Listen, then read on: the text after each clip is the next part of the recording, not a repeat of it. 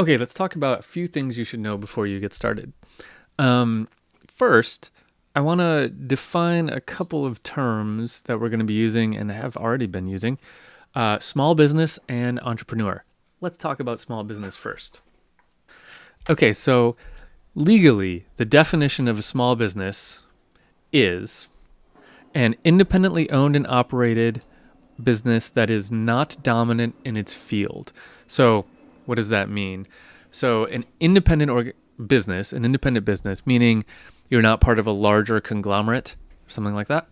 You're your own freestanding thing, and it is not dominant in its field, meaning, if my small business is a restaurant, it's not, McDonald's.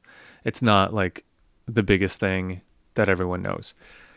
So it's quite a subjective definition, right? Both those two terms are fairly subjective, or could be subjective. And that's fine. Small business is kind of a fluffy word. And it's not necessarily something we're going to even strive for. We're not going to strive to be a small business. We're going to strive to be the dominant force in our field, right? But kind of by definition, when you start a business, it is a small business. Even if you're Henry Ford, when you first started your car company, it was a small business until it became what it is now, which is definitely not a small business, although it's maybe getting smaller. I don't know. Okay, entrepreneur. This is a more fun word. This doesn't have a strict definition, and there's no real legal definition for an entrepreneur. You are one or you're not one. It's kind of like, in my world, it's kind of like musician. Like anyone can call themselves a musician. Doesn't mean you're a good musician or a bad musician. It's just a word.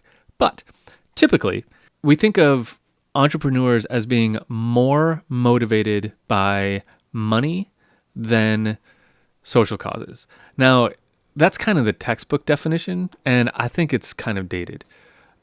So in the next section, the next kind of big section of this class, we're going to talk about objectives, like business objectives, things that you should be thinking about with your business. But one of them will be, basically we're going to look at 4 objectives: the service objective, profit objective, social objective, and growth objective.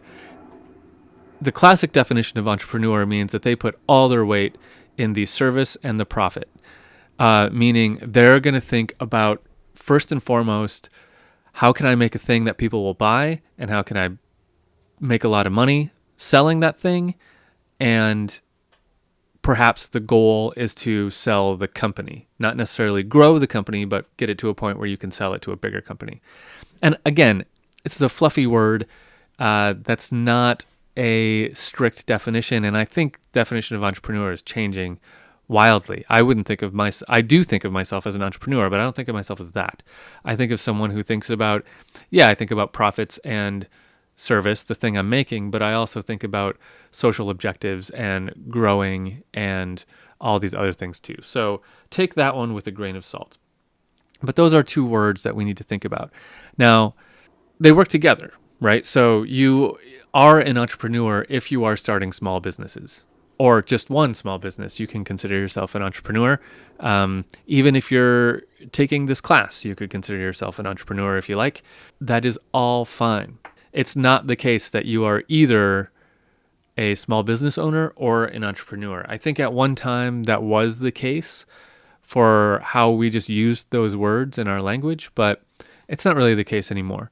Someone who starts a small business is an entrepreneur. Especially if you started more than one small business or currently have more than one small business, then you are definitely an entrepreneur. The word entrepreneur comes from, I believe it comes from an old French adaptation, meaning to undertake. So entrepreneur is like undertake. And not undertake as in like the undertaker, like bring something to its death. That would be poetically brilliant if that was the origin of the word.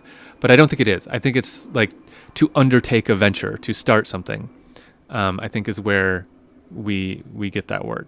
So an entrepreneur is someone who starts things. It actually goes back to a music definition. I think the oldest use of the word that we have, if I remember right, is an entrepreneur was someone who like put on plays and operas and things like that. A producer, basically.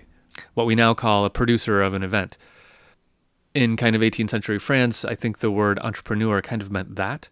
So it was someone who mounted these big scale performances of shows. And now we've kind of adapted it for the last 100 years or so to mean someone who starts businesses. So strictly speaking, that's what it means. So congratulations, you are an entrepreneur, and you are very soon to be a small business owner. In fact, by the end of this course, if you're not already, you will be a small business owner because we're going to file the paperwork and do the whole bloody mess. So let's move on to a couple other things that you should know before you get started.